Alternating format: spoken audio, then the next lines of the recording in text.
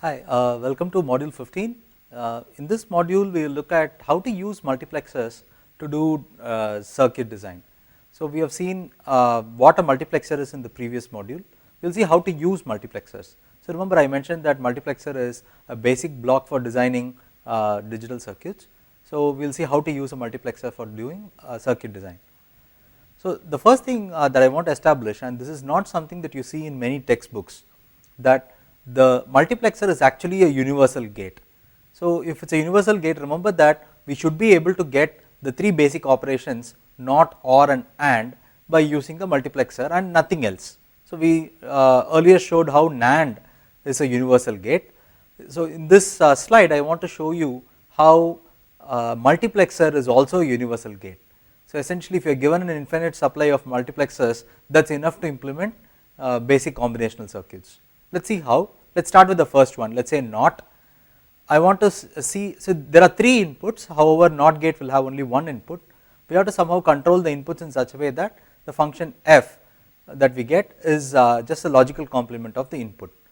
So, one way in which this can be done is as follows. So, whatever input that you want, let us say x, that has to be complemented, you give that as the select line, and when x is 0, you put 1 at the input. For x equal to 1, you put 0 at the input, and this will give you x bar at the output. So, you can see why. So, the multiplexer's function is x bar and 1 plus x and 0, right. So, if x is 0, the output will be 1, if x is 1, the output will be 0. So, that is what we want in the NOT gate. So, we got the NOT ready. Now, let us see how to do OR. To do logical OR, you place, let us say I want OR of A and B.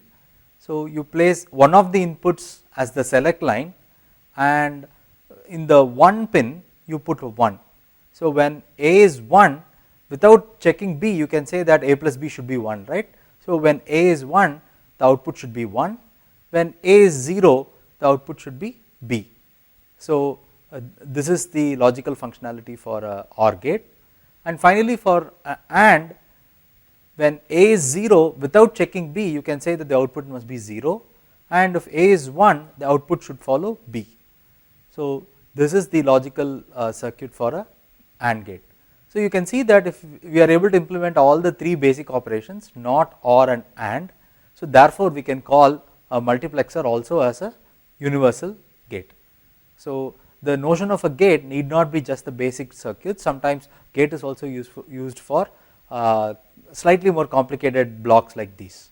So, multiplexer is a universal circuit which can do all the three basic operations. So, another useful thing to know is how to implement XOR gate using multiplexer.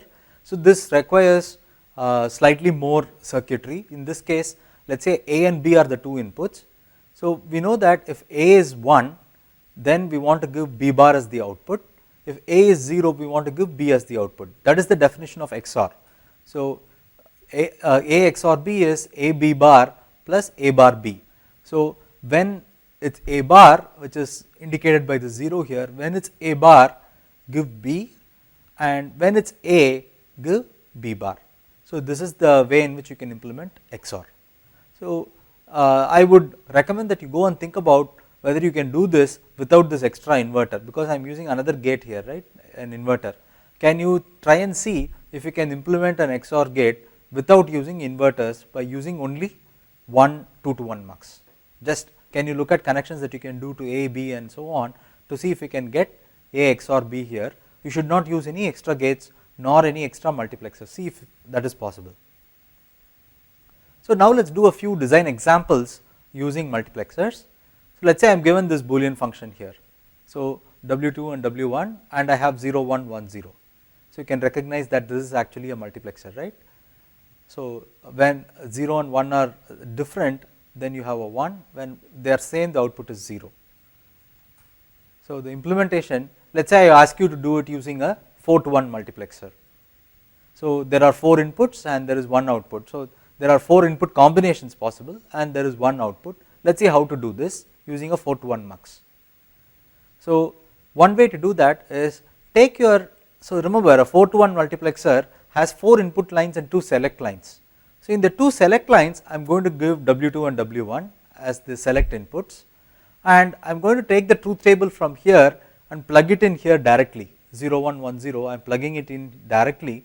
So this topmost is for the 0 0 pin, there is 0 1 pin, 1 0 pin and 1 1 pin. So there are 4 pins, input pins that a multiplexer will have, a 4 to 1 multiplexer. So I take the truth table and plug it in directly. So this is supposed to realize this XNOR function here, this XOR function here directly. Now you can also realize this using smaller muxes. So I already showed that example earlier, right? So let's do this a little bit. So what I am going to do is I am going to take the truth table. So this truth table is the same as this truth table here, only that here we used a 4 to 1 mux to do this. I want to see if we can use a 2 to 1 mux, because 2 to 1 mux is actually cheaper in terms of the number of basic transistors in it than a 4 to 1 mux. So let's see how to do that. So if you take this one, you look at the combination here. So you look at 0 and 1 here. If you go and look at W2 and W1, if you don't care about W2 for now, when you can look at it as when W2 is 0, F is W1, right? You can see that here, this 0 1 is the same as this 0 1 here. So when W2 is 0, which is the top half of the table, then F is W1. When W2 is 1, which is the bottom half of the table, F is W1 complement. So you can take this and write it in a different form. So when W2 is 0, F is following W1. When W2 is 1, F must follow W1 complement. So the moment it comes to this, now you can go and write this as a 2 to 1 mux, right? So this is a modified truth table. So in a truth table you will have only 0 and 1 entries, whereas in this truth table you actually have variables. So this is also called a variable entered map, where you don't put all the variables only on the input side, even the function is written in terms of functions of other variables. So W2 is one variable, W1 is other input to the same circuit, but F is not just a vector of zeros and ones, F is some function of W1 also. So this is called a variable entered map, and this is what we had earlier. So we had W2 here, in the previous slide I showed it as A and B, here it is W2, W1. So we give one of the inputs as the select line. For 0 you give W1 as the input, for 1 when W2 is 1 you get W1 bar as the input, and that gives you F. So this is how I came up with the circuit for the XOR gate in the previous slide. So we took the table and modified it to a variable entered map. Once you get the variable entered map, there are only 2 values here. These 2 values you can just put it as a select line, right? Select line, there is only one line which can take 2 values. So we have that. However, if you had this, if you have a 4 entry K map, right? So you have 4 rows here. These 4 rows cannot be expressed only by one combination of W2. For that we needed W2 and W1. That is what we have in the picture at the top. Alright. So now let us look at another example. So in this example we have a truth table which is on 3 inputs. So we have 3 inputs W3, W2 and W1, and there is a truth table that is given here. So let us not worry about what the truth table is supposed to be doing. Let us just look at this idea now. So what we are going to do now is we are going to see if we can use a multiplexer which is smaller in size. So if you directly take this vector and give it as an input to a 8 to 1 mux with 3 select lines W3, W2, W1, and give this vector as the input at the different pins, then you can realize this using a 8 to 1 mux. So I already mentioned this. A function on n variables can be implemented directly using a 2 power n to 1 mux. Now I am going to do something slightly different. So what I am going to do is I am going to take 2 rows at a time. So if you go and look at the first 2 rows, you can see that W3 and W2 are the same, only W1 is changing. So what I am going to do is I am going to write a variable entered map where F is either 0, 1 or a function of W1. So what are the possible functions of W1? You can have W1 itself or W1 complement. So what we will have is in this column we will have 0, 1, W1 or W1 bar. So I am going to take 2 rows at a time. So let us take these 2 rows. In these 2 rows W3 and W2 are 0, so that is what we have here, W3 and W2 are 0. and if you look at f is 0 independent of W1. When W1 is 0, f is 0, when W1 is 1, f is still 0. So no matter what W1 is, f seems to be 0, I will write that here, f is 0, so this is independent of W1 when the input is 0 0. Then you look at the next two rows 0 1 0 and 0 1 1. In this case W3 is 0 and W2 is 1. So at least these two are remaining same, but if you go and look at f is not 0 like here, it is actually changing with respect to W1. So f takes the value of W1 in these two rows, so you can go and write that as W1 here. Similarly f takes the value of W1 for these two rows, because you are keeping W3 and W2 constant. If you change W1 from 0 to 1, f will change from 0 to 1. So that we represent here. If W3 and W2 are 1 0, then f is W1, and if W3 W2 are both 1s, then without looking at W1 the output is a 1. So even if W1 is 0 or 1, it does not matter, output is a 1, we can write that directly. Once you get something like this, now you go back and look at this, right. So we have now put that in a 4 to 1 mux. What we have done is, now this has 4 rows, so I can use a 4 to 1 mux and implement this. A 4 to 1 mux has 2 select lines, so I will give W3 as this pin and W2 as left pin, as the right pin. So we are assuming that the most significant bit is in the leftmost side and the least significant bit is in the rightmost side. And in the vector here we have 0 W1, which is connecting to both the 0 1 input and the 1 0 input, and finally 1. So it is this truth table entries here directly plugged in. So now if you want to check what the value of f is when, let us say, W3 and W2 are both 1, then you go and look at W3 W2 both 1, that is this pin, so the output is 1. You can see that in the table, if W3 and W2 are both 1, the output is 1. So you can check whether the circuit is correct by plugging in different values of W1, W2 and W3 and go back to the table and check whether it is correct or not. So you have to keep doing some of these things till you get comfortable with the whole idea of translation and so on. So with experience you will get it, but always it is good to, once you get a circuit, plug in the values and check whatever you wanted in the table, is it coming through the circuit or not. Okay. So now there are a few other things that you can do. I will show you how to use a variable as a mux data input. So in general you can implement a n plus 1 variable function using a 2 power n is to 1 mux. So in the previous slide I said with n inputs you need a 2 power n is to 1 mux to implement it, but actually you do not need a 2 power n is to 1 mux. So for a n plus 1 variable 2 power n is to 1 mux is enough. So you take n of these variables and give them as select lines, and in the inputs you put 1 0 and a function of the other variable that you have eliminated. So when you go from n plus 1 variable to a 2 power n is to 1 mux, the input vector can be just function of one of the variables. We will see a quick example later. So in addition to the constants 0 and 1, you will use one variable either in the complemented or the uncomplemented form. So let us see this example. Z of ABC is 3 5 6 7, and what I am going to do is I am going to use C as a mux data input and A and B as select inputs, and if I do that I should be able to implement this using a 4 is to 1 mux. If I directly do this I need a 8 is to 1 mux, because it is on 3 inputs I will need 8 different input lines. Let us see how to do this. So let us look at various combinations.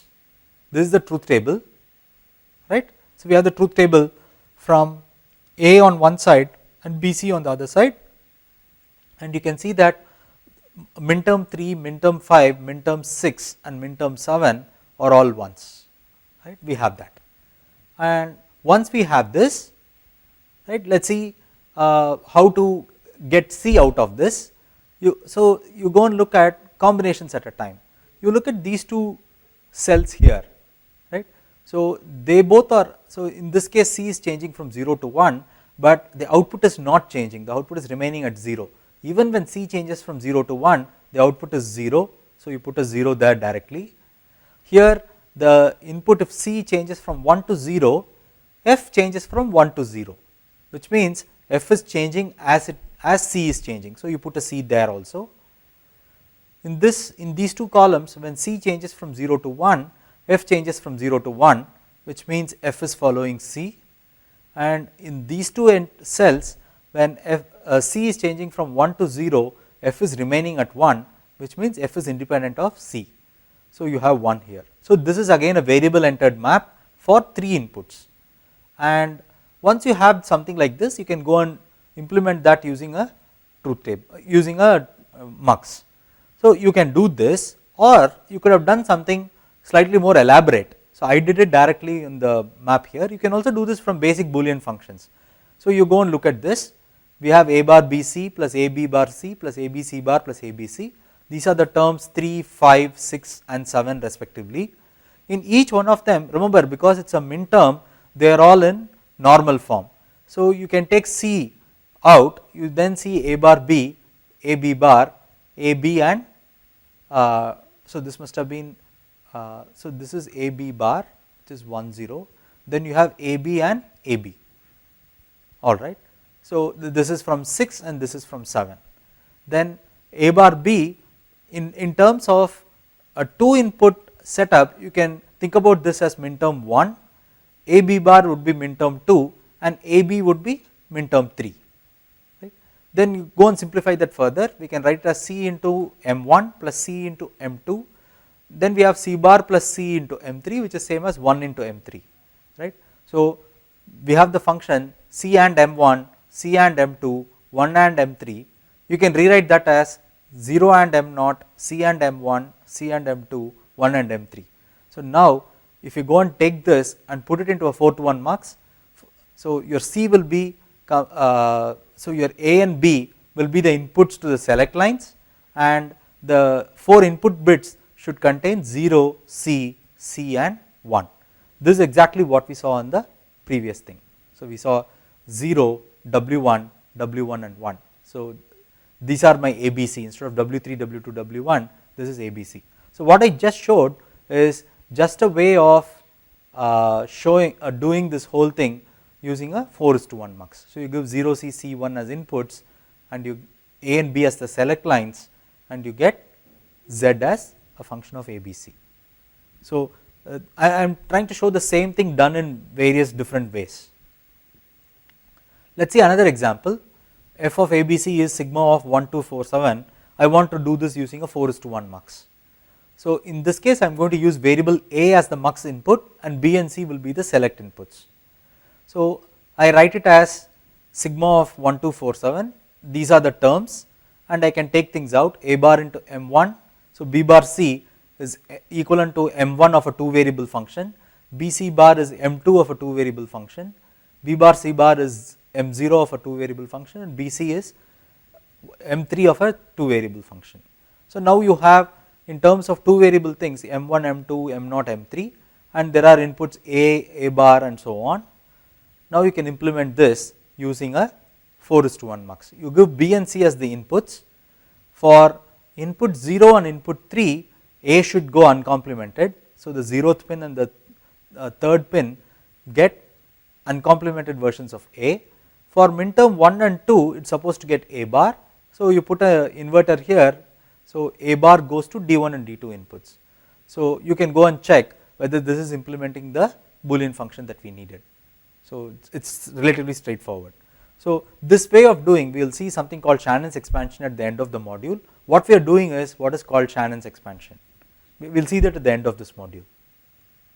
So, in general what you have to do is, if you are given a n+1 variable function and if you are asked to implement that is using a 2 power n is to 1 mux, of the n+1 inputs you take n of them and give us select lines, and each combination formed will contain some of these things, will either have 0, 1 or the one variable that you eliminated, right, or the uncomplemented version of the variable that you eliminated. So, each combination of these n variables will select exactly 2 rows from the truth table.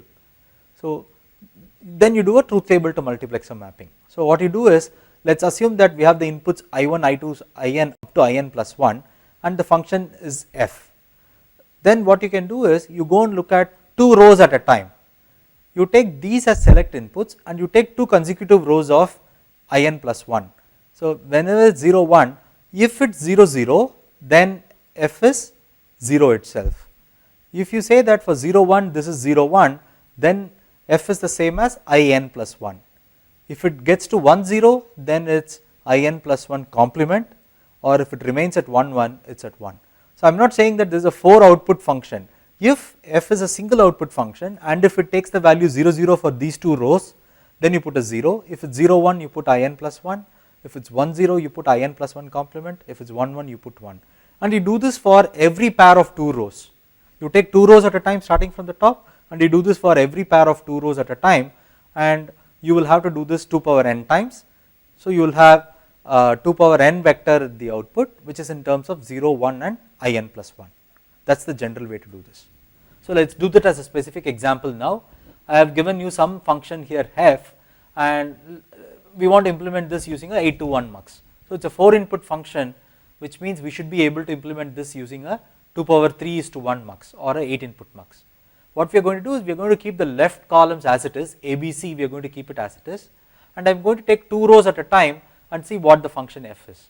So when d is 0 or 1, it does not matter, f is remaining at 1, so I can put 1 here, then this is 0 1 and this is 0 1, so this must be the same as d, then you have 0 1 and a 0 0 here.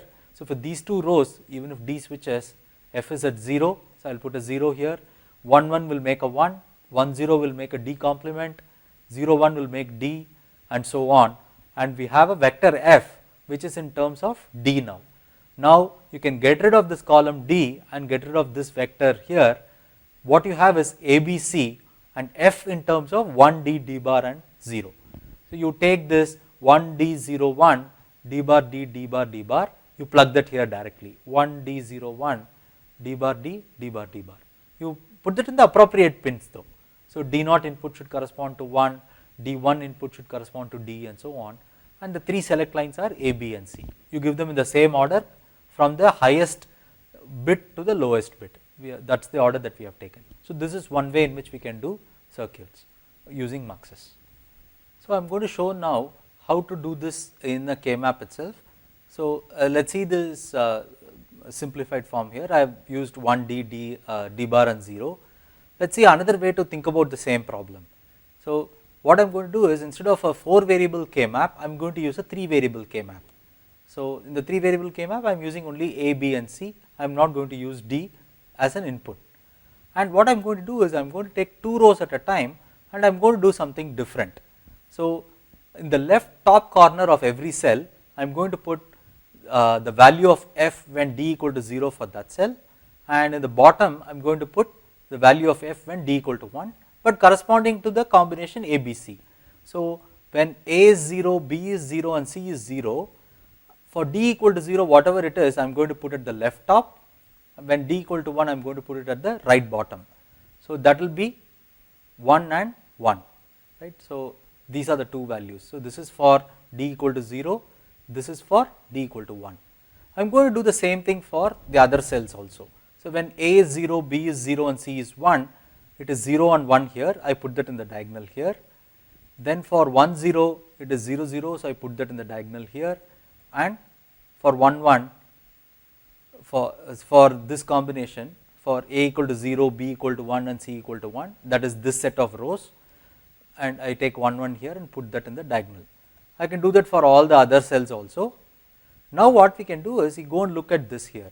Wherever you have a 1 1, you put a 1, and wherever you have a 0 1, you put a D. Wherever you have a 0 0, you put a 0, right. So 1 1 is a 1. Wherever you have a 1 0, you put a D bar, and you do this for all of them. This table is just a rearrangement of the table that we had here. If we did not have the D column and if this vector here, it would have been a 3 variable K map. The 3 variable K map would end up like this.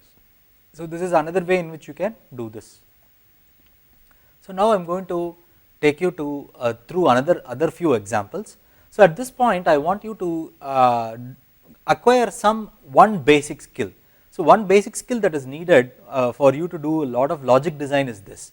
If you are given a K map of 2 inputs, you should be able to recognize whether the truth table given is for AND or XOR and XNOR immediately. So if I tell you that it is a 2 variable K map, if I draw a 2 variable truth table for you. By just looking at the truth table, you should try and guess whether it's AND or XOR or XNOR. These four, if you are able to do, right, it will come in quite handy several times. So I am going to use one of those tricks for this one. So go and acquire this skill. You keep staring at it. It's very easy to actually look at 2 variable AND, 2 variable OR, 2 variable XOR and XNOR. You can recognize them immediately. Actually, it's very easy to pick up. So now I am going to do something similar for this truth table here. So I am going to do something for a 3 input XOR. A 3 input XOR function is defined as W3 XOR W2 XOR W1. We already know what the definition of XOR is. We are taking 3 inputs and we have XOR operators between them. So I am going to do something slightly different from what I did so far. So I am going to take 4 rows at a time. Instead of 2 rows at a time, I can take 4 rows at a time, and if you go and look at these top 4 rows, you go and see what is remaining constant. W3 is held at 0, whereas W2 and W1 are all changing. Right? There are different combinations of W2, W1 we have here. So what I am going to do is I am going to write F in terms of W2 and W1. So if you go and look at the vector here 0, 1, 1, 0 of 4 inputs, you can immediately say that it's actually XOR of, it's an XOR truth table, right? 0, 1, 1, 0 is the XOR of 2 inputs. And what are the 2 inputs here? In this case, W2, W1 are the ones that are changing. So these 4 terms correspond to W2 XOR W1, except that it is for W3 AND, W3 complement. So essentially these 4 entries are W3 bar into or AND W2 XOR W1. If you go and look at these 4 rows here, again W3 is held constant, W2 and W1 are, so if you look at only this part, that's like a 2 input truth table, right. In this truth table you have 1, 0, 0, 1, that is actually for XNOR. So this is W2 XOR W1 complement. Now we can take this and write it up. So what I am going to do is, I am going to take W3, so look at this part, look at this part. So when W3 is 0, I want W2 XOR W1. When W3 is 1, I want W2 XOR W1's complement. So if I have a mechanism by which I can realize W2 XOR W1, I can then do it from backwards. When W3 is 1, I will give an input which is W2 XOR W1, otherwise I will give its complement. So this part is taking care of the truth table. However, we still need W2 XOR W1, and we know that this is the way in which we can do W2 XOR W1. I already showed this earlier, right. For XOR of 2 inputs, you give W2 XOR W1. So this circuit as a whole is doing W3 XOR W2 XOR W1. Let us take another function here. I am going to call this the 3 input majority function. So we have 3 inputs, and what F is doing is it's taking the majority of the inputs. So you look at the inputs here, if all the inputs are 0, the majority is 0. If all the inputs are 1, the majority is 1.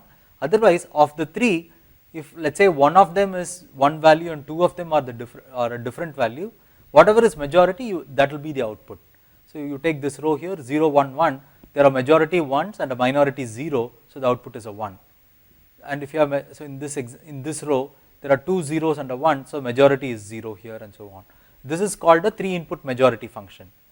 So to see what we can, how we can design this using a mux, you go and take these top 4 rows.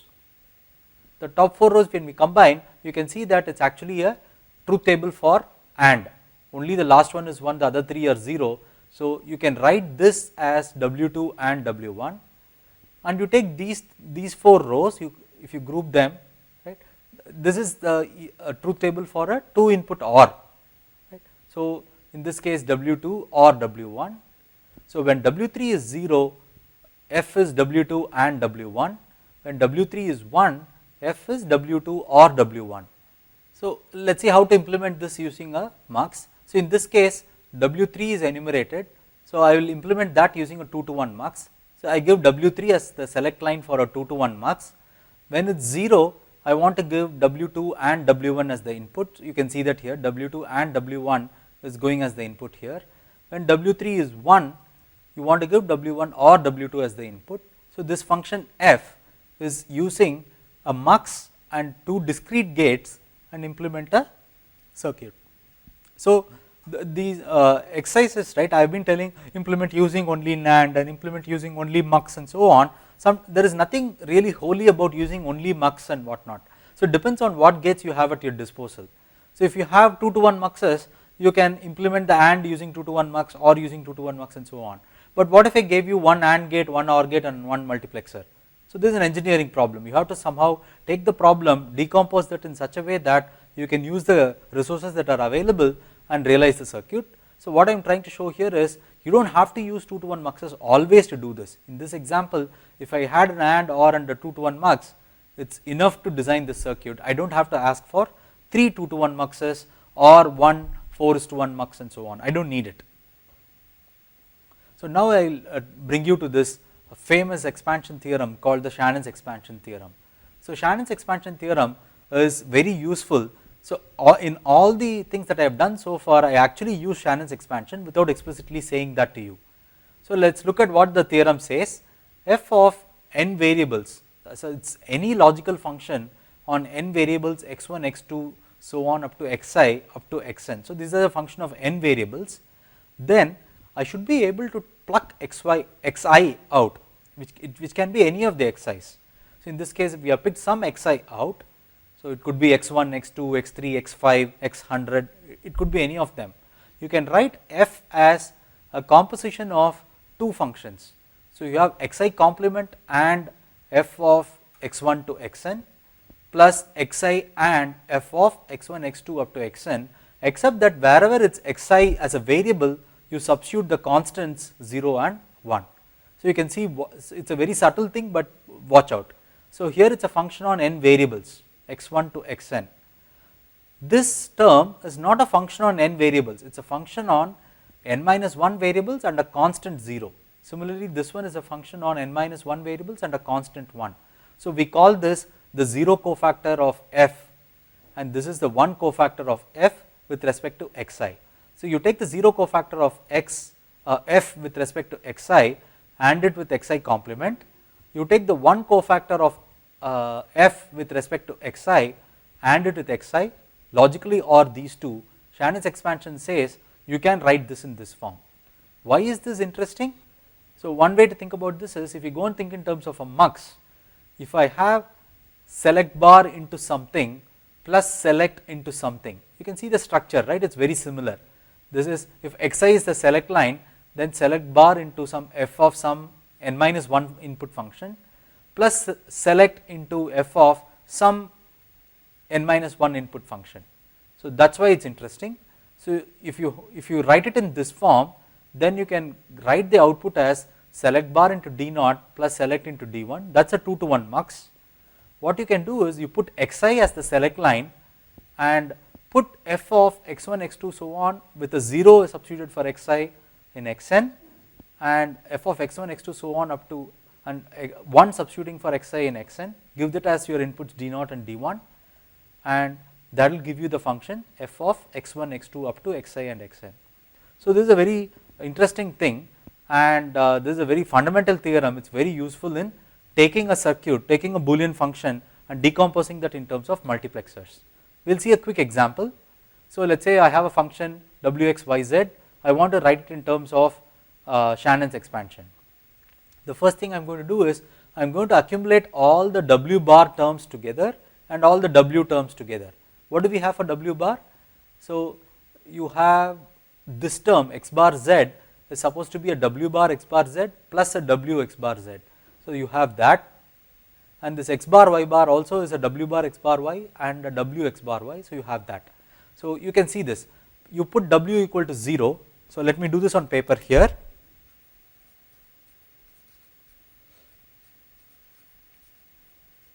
So I have this function f, I have written that here.